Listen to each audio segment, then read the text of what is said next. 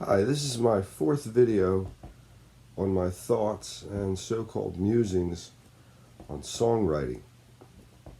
Remember, I'm not giving any rules or instructions or things like that. These are just my thoughts and what I've been through in the last, say, 40-some, 50 years of songwriting. And today, in this video, I'd like to talk about collaboration. You know, a lot of songwriting books and posts and sites, talk about get yourself a partner or partners. Now, what I know of in my span of listening, there's been a lot of famous songwriting partners. See if I can list some of them. Lennon and McCartney, Carole King, Goffin and King, Jerry Goffin and Carole King, Holland, Dozier and Holland, Ashford and Simpson. There are a couple that come to mind.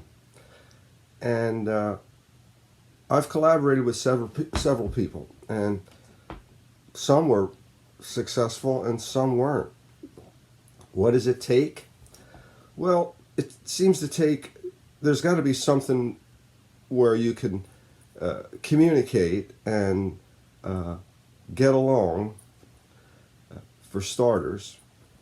And then it all depends on what each person is bringing to the table and what each person is willing to accept, so to speak, from the other person, and put together something, get something together out of that. The several people that I've collaborated with, the first person I can remember collaborating with was way back in the 60s in a band I was in, and it was a guy by the name of Jim Corbett. We wrote, I knew like a couple chords, and we had a band, and I tried to write some stuff, and he worked with me, and I think we wrote 2 or 3 songs. So a lot of time passed, and I didn't collaborate with anybody, and I just kept going on my own. And at one point I started collaborating again in the late 60s with a guy named Tony Papa. That worked real well. We just kind of wrote songs without any real questions. It could be that he had some of the musical ideas or I had some. I had some words, he had some words, and just no questions asked. Yeah, that's good, that's not, yeah, okay, it's done, we have a song. I know it seems simplistic, but that's what happened. And then way later, I met Woody Dyer. And Woody was a words man, as they say. And Woody had a lot of poems and things that he had written, lines and ideas. And we started writing songs together. And one of our most successful that a lot of people like is called Admiral Wilson Boulevard. And that's, I recorded that on my first solo CD, which was called Before the Night Is Through. And it was great working with Woody because it was all about the words, and we kind of collaborated a little bit, and the music was all my thing, and that worked out really well, And then I've worked a little bit with Frank Barbera. Not a lot, but a little, and that's good because we've been friends for a real long time. But the most successful and ongoing collaboration that I'm doing and did is with Frank Kozak and the Bohemian Mechanics.